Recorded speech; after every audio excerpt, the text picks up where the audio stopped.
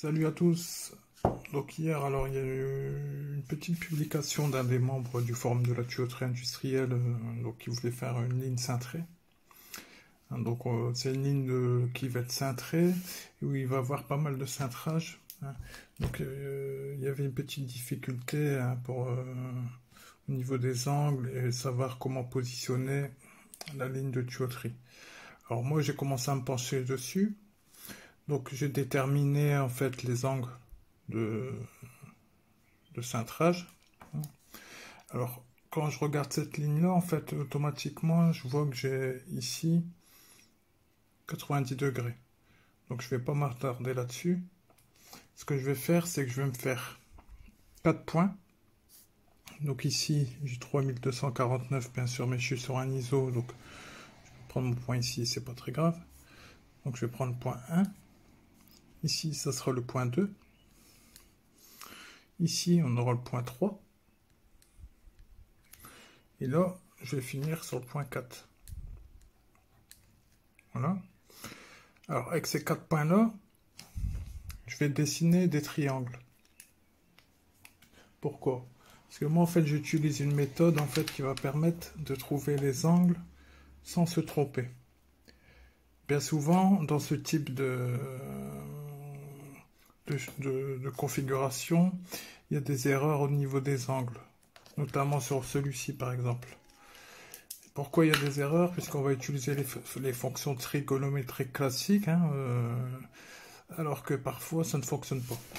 Donc voilà. Donc là, moi j'ai fait un petit calcul tout à l'heure. Donc voilà. Ici, j'ai fait mes deux triangles. Donc il y en a un qui est en orange et un qui est en jaune. Donc on voit bien mes 4 points que j'ai fait. Point 1, point 2, point 3, point 4. Voilà. Donc ça, c'est ce que j'ai utilisé, c'est la méthode d'Al-Kashi. Donc c'est une méthode qui va permettre de calculer les angles et les longueurs, etc. mais sans se tromper.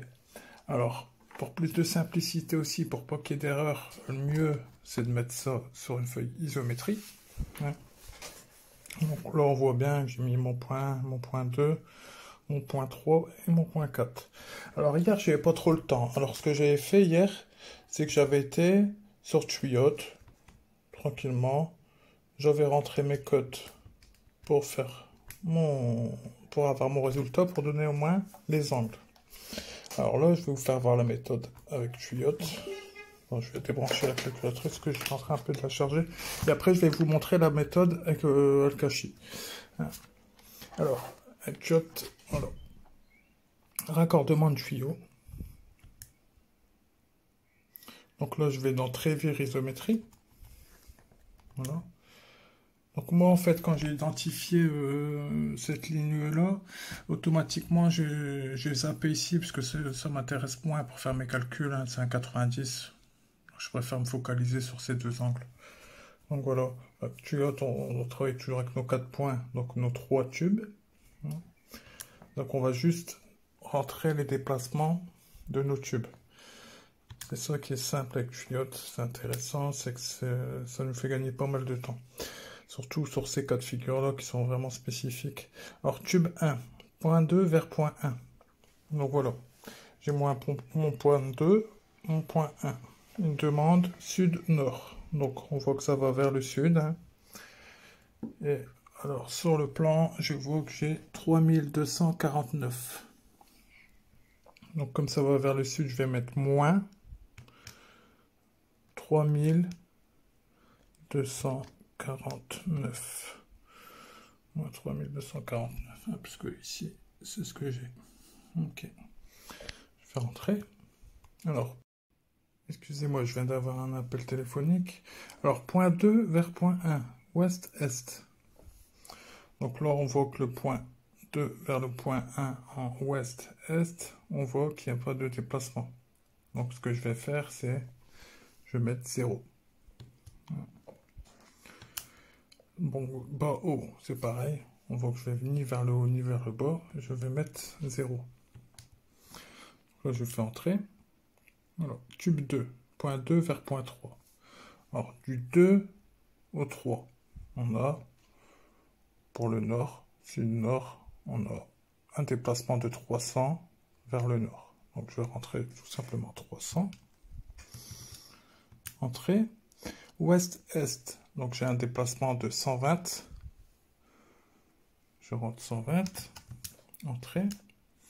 Bas-haut, on voit que j'ai ni des déplacements vers le haut ni vers le bas. Je mets 0. Alors, tube 3. Point 3 vers point 4, sud-nord. Donc, point 3 vers point 4. Sud-nord, j'ai un déplacement de 430. Entrée. Ouest-est, il n'y a ni vers l'est ni vers l'ouest, 0.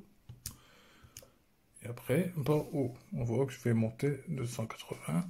Je vais mettre 180. Donc là, entrée. Donc l'angle à l'axe des tubes 1 et 2, 158,2. Donc voilà. Ici l'angle, ici, qui est formé par ces deux tubes. L'angle ici, qui est formé par les tubes, il fait 158,2. C'est pas l'angle du coude si on aura un coude, hein. C'est l'angle qui est formé par les deux tubes. Et le deuxième, 148,9. Ici, l'angle qui est formé par les tubes est de 148,9. Si je fais entrer, je vois 21,8 et 31,1. Ok? Ça serait pour les coudes. Si on aurait des coudes, ben ça serait 21,8 et 31,1. Donc voilà. Quand je rentre dans mon support Trévire, que je le fais avec la calculatrice tuyau, ça donne ça. Donc voilà, c'est assez rapide, c'est sympa, c'est vraiment... On n'a pas besoin de se prendre la tête, tout ça. Bon, après, si on veut calculer, on pourrait même mettre les diamètres, etc. Mais bon, là, on va arrêter là. Voilà. Alors, ici, maintenant, je vais vous expliquer cette technique-là. Enfin, cette technique-là. Je vais vous expliquer la technique avec le théorème d'Al-Kashi. Donc, qui va vous permettre de réussir à chaque fois à trouver le bon résultat sans vous tromper, en étant sûr du résultat. Après, il y a des méthodes de calcul qui sont plus simples, mais qui peuvent vous donner des erreurs, en fait, si vous n'utilisez pas les bonnes formules trigonométriques. Donc voilà. Donc ici, on voit que c'est ici cet angle-là qu'on va vouloir calculer, et ici cet angle-là. D'accord? Donc alors, pour avoir ici le calcul de cet angle-là et de cet angle-là, moi, j'ai les longueurs. Voilà. Ici, ici. Ici, j'ai ma longueur aussi. Et après, je vais pouvoir calculer avec le théorème d'Al-Kashi mon angle. Alors pour ça, d'abord, il faut que je fasse d'abord, je connaisse toutes mes longueurs. Être sûr d'avoir cette longueur-là, hein, 761, 3551, etc. Alors comment on va faire? Alors il y a des déplacements. Donc déjà, le trait vert, le segment qui est vert, on va pouvoir faire quoi? On va pouvoir faire 3249, donc 3249, on voit que c'est ce qu'il y a ici, plus 300, hein, pourquoi? Parce qu'ici on voit qu'on a 300, donc on a 3249 plus 300, on va dire que c'est un déplacement de notre tube vert vers le nord. Notre segment vert vers le nord, il se déplace de 3249 plus 300, donc ce qui nous fait 3549. Ok? Donc on a un premier déplacement. Deuxième déplacement, on voit qu'il se déplace vers l'est et c'est 120. Donc deuxième déplacement, on sait qu'il se déplace de 120. Alors là, troisième déplacement, est-ce qu'il va vers le haut? Est-ce qu'il va vers le bas? Non. Donc tout simplement, là je vais faire racine carrée de 3549, hein, c'est ici, plus 120 au carré égale 3551. Donc là, ici, je sais que mon segment vert, il est de 3551. Voilà. Alors, si vous n'avez pas compris pour les déplacements, il faut bien... Enfin, c'est expliqué aussi sur le site de Tuyot, il y a pas mal de petits trucs, et aussi dans les livres Tuyot. Alors, le rouge. Alors, pour calculer mon rouge, c'est pareil. Là, je vais regarder ses déplacements dans l'espace pour déterminer sa longueur. Donc, je pars du point 2.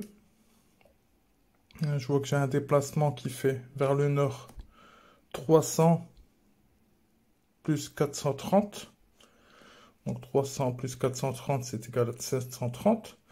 Après, je vois que j'ai un déplacement de 180 en hauteur. Et j'ai aussi un déplacement ouest-est de 120. Hein. On voit bien qu'il se déplace aussi de 120. Hein. Si je vois ici, hop, on voit le déplacement de 120 hein, pour ce tube-là, et exactement aussi pour l'autre. Donc voilà. Alors, une fois que vous avez fait vos déplacements, là c'est pareil, sauf que là il y a 3 cotes à rentrer. Donc racine carrée de 730 au carré plus 180 au carré plus 120 au carré est égal à 761,4. Donc avec nos 3 déplacements, on a déterminé que ce segment-là faisait 761,4. Il se déplace dans 3 dimensions. Donc on fait un Pythagore avec 3 variables. Là, il s'était déplacé dans 2 dimensions. On a fait un Pythagore avec 2 variables. Ok? Donc une fois qu'on a ça, qu'on a fait nos déplacements, qu'on a déterminé la longueur de nos segments, on va pouvoir calculer nos angles. Donc là, ce qui est bien, c'est qu'avec cette méthode-là, il y en a certains, en fait, si vous voulez, ils vont calculer l'angle ici. Il va y avoir une erreur. Avec cette méthode-là, vous allez calculer vraiment le vrai angle. Alors, je commence par faire cos moins 1. Donc, inverse cosinus. J'ouvre la parenthèse une deuxième fois. Je mets 3249 au carré plus 323,1 au carré. Donc, c'est ici, hein. On regarde bien. 3249, c'est la longueur qu'on a ici. Au carré. On prend le deuxième segment de mon triangle, c'est 323,1.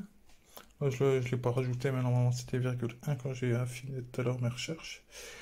Donc voilà, moins l'opposé. C'est toujours comme ça cette formule-là. Moins l'opposé. Donc le segment qu'on a recherché justement.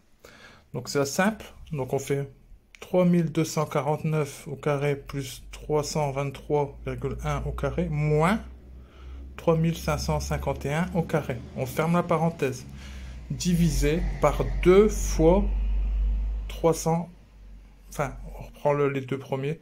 3249 fois 323,1. Alors ça, c'est simple en fait à retenir. C'est qu'ici, quand on va faire la dernière, c'est 2 fois les deux premiers. Là, on met plus au carré. Hein. Donc on fait 3000. Enfin, on fait un côté au carré, l'autre côté au carré, moins le côté opposé au carré. Et après, on fait diviser, on rouvre la parenthèse et on fait 2 fois ce côté-là fois ce côté-là. Et c'est égal à 158,2. C'est l'angle qui est formé par notre tube. L'angle qui est formé par notre tube est de 158,2. Maintenant, si je voudrais faire avec une portion de coude, moi, je ferais 180 moins. Hein, et là aussi, je fais 180 moins 158,2, j'obtiens 21,8. Mais là, au moins, on a aussi l'ouverture 158,2, l'ouverture de nos tubes. Donc le deuxième tube, c'est pareil, c'est exactement la même chose. On va faire inverse cosinus. On ouvre la parenthèse une deuxième fois. Donc on fait 466 au carré plus 323,1 au carré. Donc là, on voit bien que c'est les deux côtés du triangle. Et toujours moins l'opposé. Donc là, moins 761,4 au carré. On ferme la parenthèse, divisé par 2 fois, et on remet les deux premiers. Donc 2 fois 466 fois 323,1. C'est pour ça qu'elle est assez simple à retenir. C'est que vous faites d'abord au carré les deux côtés de votre triangle, moins le côté opposé, et après vous refermez la parenthèse, vous divisez, vous ouvrez la parenthèse et vous faites 2 fois, et vous remettez vos deux côtés de votre triangle. Voilà, égale 149. Donc voilà. Ensuite, il y a encore des choses qu'on peut faire Donc là, on a calculé les angles. On pourrait calculer aussi, si on aurait des coudes, les manchettes. Là, en l'occurrence, non, il n'y a pas de... Il n'y a pas de portion de coude à calculer, c'est juste du cintrage. Mais il pourrait aussi avoir, par exemple, l'orientation d'un coude. En fait, l'orientation d'un coude, c'est exactement la même chose si on fait du cintrage. On oriente de la même manière. On pourrait aussi travailler sur l'orientation de nos tubes. Alors, c'est le problème qui se pose justement quand on va faire le cintrage. Bon, c'est bien de faire l'orientation d'un coude qui est soudé. Et quand on fait le cintrage, c'est pareil, il y a aussi une orientation d'un coude. Et là, c'est important aussi. Pourquoi? Parce que quand on va le mettre dans la cintreuse, selon la position où on va le mettre, c'est là que ça va donner nos angles. Donc il y a une position à déterminer. Alors cette position-là, pour la déterminer, c'est la même méthode que l'orientation d'un coude en fait. Il suffit de quoi? Ici, notre schéma. Alors le mieux, moi je dis, c'est toujours de le faire sur une feuille isométrie. Comme ça, il n'y a pas d'erreur. Et en fait, pour calculer l'orientation, en fait, il suffit de déterminer les plans. Dans quel plan se trouve ma ligne de tuyauterie? Alors, il faut savoir que quand on a 3 tubes qui se déplacent dans une ou 3 dimensions, quand on a ces 3 tubes, ils sont soit contenus dans un seul plan, les 3, ou soit dans 2 plans distincts, qui vont avoir 2 à 2 tronçons. Donc, il y aura un plan qui va contenir ce tronçon, et un plan qui va contenir ce tronçon-là. Ou alors, il y a des cas où alors tout est contenu dans un seul tronçon, enfin dans un seul plan, tout le tronçon. Et en l'occurrence, ou alors on peut avoir dans 2 plans. Donc on aura ce premier tronçon-là dans un plan, ce tronçon-là dans un plan. Alors on fait quoi? Une fois qu'on a déterminé notre plan, par exemple si on regarde la vue vers le nord, on voit, on va faire 500, 400, 500, 400, une vue vers le nord. Et là, on va faire quoi? On va pouvoir calculer un angle. Cet angle-là, ensuite, on va pouvoir le déterminer aussi en millimètres pour faire un arc. On peut convertir en millimètres et tracer sur notre tube directement. Alors le problème, là, c'est que sur du 1 pouce, c'est pas très précis. Mais ça nous donne une idée. Après, si on travaille vraiment avec des feutres très, très fins et tout ça, de toute façon, là, dans ce cas de figure-là, pour avoir fait du cintrage comme ça sur de différentes longueurs et tout ça, faut travailler vraiment, très soigneusement, de une. Je l'ai déjà fait, donc je peux vous dire ce que c'est. Il faut travailler très soigneusement et il faut travailler justement avec... faut surtout pas utiliser des méthodes chantier. Donc, dites chantier où j'enlève le diamètre intérieur, etc. pour faire le cintrage. Quand on a des cintres successifs comme ça, avec des changements de direction vraiment spécifiques, on va utiliser ici, justement, dans le petit tuteur illustrant, encore une fois, tout est expliqué. J'explique le cintrage de tube. Alors, je sais plus dans quel tome. Alors plus tard, comme je suis en train de vous parler, j'ai eu un petit trou de mémoire et puis attendez, je vais vous le sortir. J'explique aussi le cintrage en fait, parce que le cintrage, il y a la méthode de chantier et il y a aussi la méthode où on enrôle vraiment le résultat vraiment précis. En fait, c'est le même système qu'avec les coudes, au final. On a un rayon de cintrage, selon qu'on ait une main gorille ou une virax.